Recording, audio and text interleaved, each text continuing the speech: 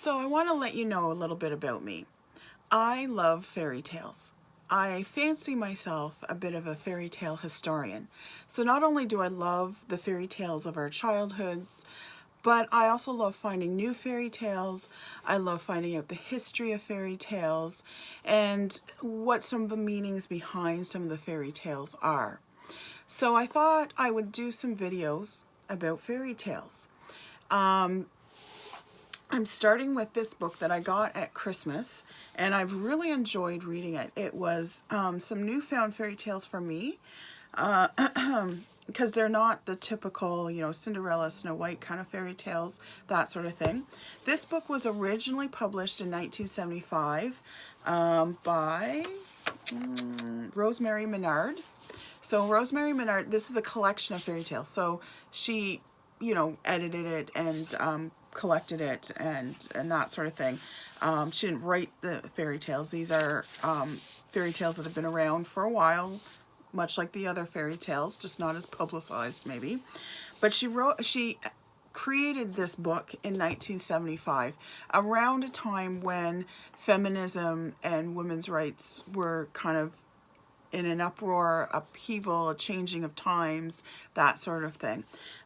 So she was at a school and they were talking about the fairy tales that they read to the children in the school, and that at that point in history, a lot of the women didn't necessarily want their daughters growing up on Cinderella and Snow White. These women that they viewed as hapless women that were just being dragged along by circumstance.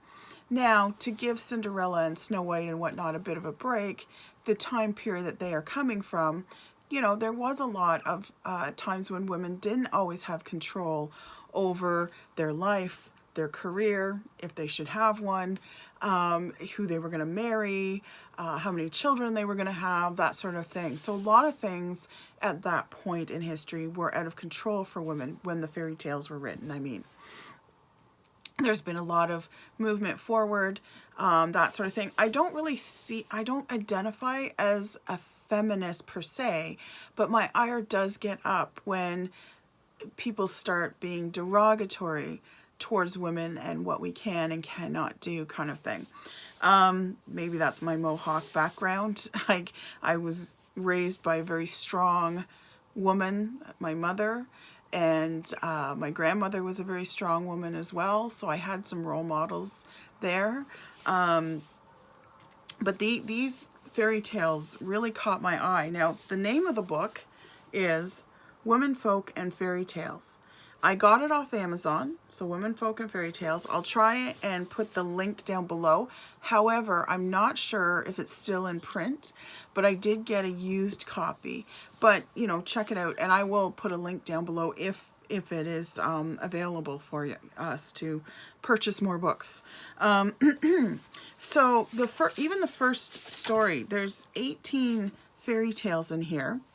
I believe I only recognize 2 or 3 of them myself, and I know my fairy tales fairly well.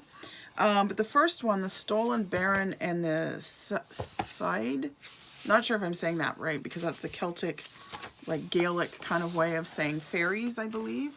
So there's the first story.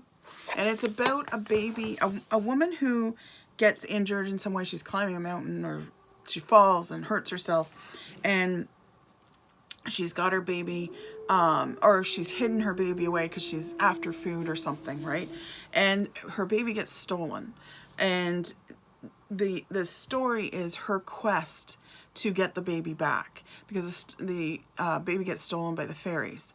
So she goes to a village and they help her out, and they mend her up because she got injured on her way to get this food or whatever.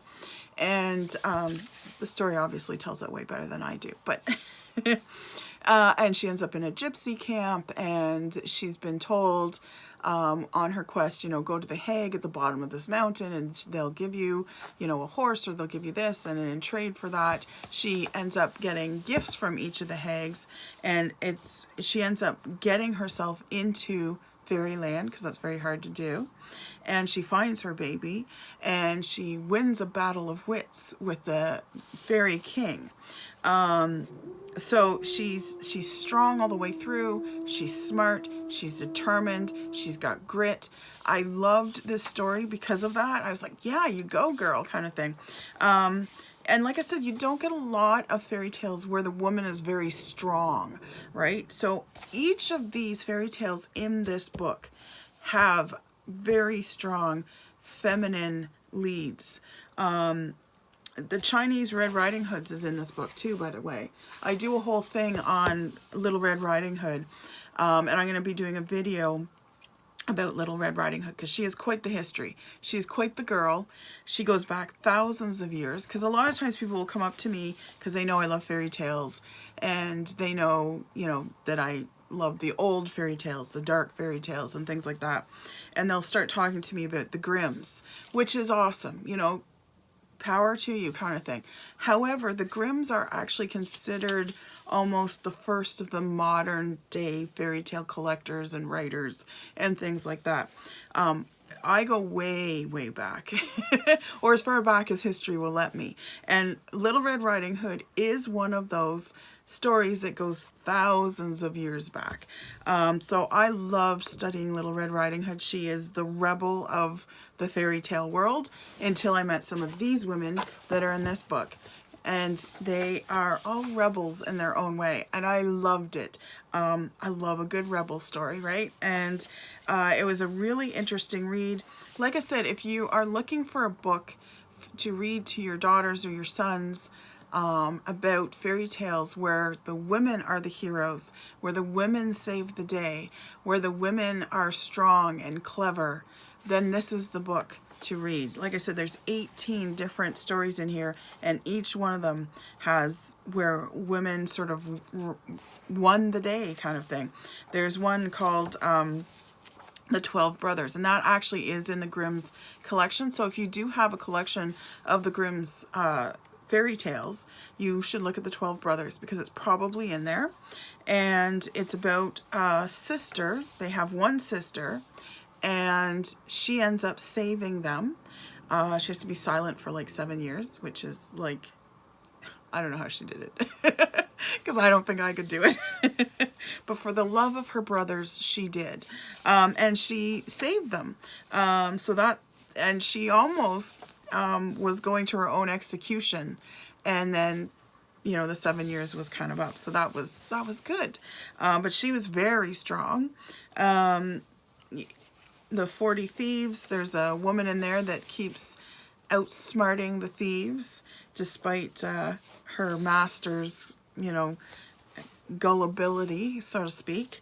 I mean, these are written from back in the day, right? So there's, you know, there's some old terms and things like that, but in each one, so it's good to know that even back in the day, there were some fairy tales going around that were about smart, clever, thinking women that saved the day, that had grit and courage, and they weren't just, you know, people of circumstance kind of thing, and letting life just lead them around. Capo Rushes, I do actually feature this in my Little Red Riding Hood book that I wrote, and I will be doing a video about Little Red Riding Hood, like I said, and I do talk about Capo Rushes. So this is another version of of Little Red Riding Hood. If I remember correctly, Capo Rushes comes from Ireland, but I'll have to look that up again. Anyways, I love the story of Capo Rushes. When I first read it, I really liked it because she, again, is a very strong, clever, witty kind of woman. She gets asked the question, how much do you love me, by her father, and she gives him the answer. I'm not going to give it to you because I don't want to ruin it for you. But he ends up throwing her out of the house because he thinks that she has replied in a way that is disrespectful and that she doesn't really love him, kind of thing. So she ends up going out into the world all by herself, making something of herself. She ends up getting engaged to a prince, and she invites her husband to, or not her husband, of course her husband's there, or husband-to-be. She invites her father to the wedding, and he doesn't recognize her at first because she has become so successful. And when she reveals who she is, he because of what she does at the wedding meal actually, he realizes that she's loved him the most the whole time, and he realizes the error of his ways, and realizes that he's been really dumb and very glad to be reunited with her, kind of thing. So it's a really good story. And the other thing I find too in these stories, even though Capo Rushes is marrying a prince, that's great and everything, but a lot of times it's not about marriage in the stories. A lot of them do end up being married, but it's sort of an afterthought, like, oh yeah, and then they got married. And but it's more about what they had to go through, the growth that they had, the way they outwitted something, the way they were clever, the way they, you know, stood their ground, that sort of thing. So the focus is more on that as opposed to, you know, if I got a man to marry me, then all would be great.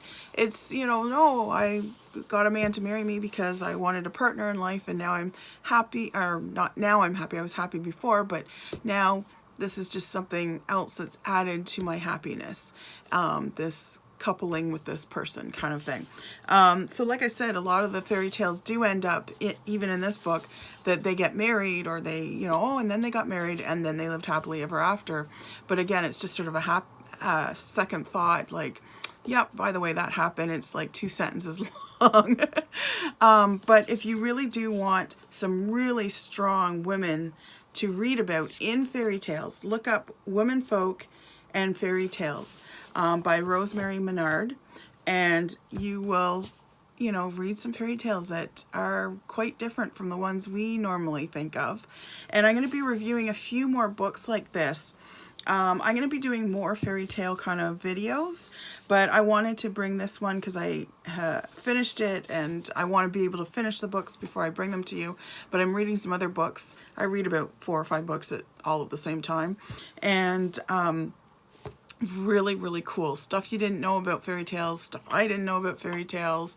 I'm going to be doing studies of fairy tales. Like I said, I'm going to be bringing Little Red Riding Hood and Cinderella and Snow White, the Little Mermaid, all the rest of them, and giving you the history behind them, because a lot of times we don't know the history. And yes, I know people are like, oh, they've all been Disney-fied. Yes, a lot of people know the Disney version of fairy tales, but he's just one of many who've massaged the fairy tales. A lot of people like to put a lot of weight on him and say, well, he, you know, destroyed the fairy tales or whatever. He massaged them. So did the Grimm's brothers. So did a lot of other people in history. So again, it's finding that history and going back and seeing what different versions are. So that's what I'm hoping to bring to you, because there's so much knowledge, history. There's a lot of lessons to be learned in fairy tales. Fairy tales are very much a part of our collective conscience, because like Little Red Riding Hood, if you look across the world, there's a version of Little Red Riding Hood in almost every culture across the world. And so she's been around. And she's a rebel, which I love, in her own way. Because there's a lot about Little Red Riding Hood that you may not know. Because I know when I do that workshop, people are like, oh my God, I did not know that, kind of thing. So it can be shocking sometimes. So watch for these fairy tale videos. I'm going to be putting more of them up. And this is my review of one fairy tale book that you may not have heard of, Womenfolk and Fairy Tales. Really good read if you're looking for some very strong, clever, gritty female roles. Thanks for being here, and I'll talk to you again soon. Bye!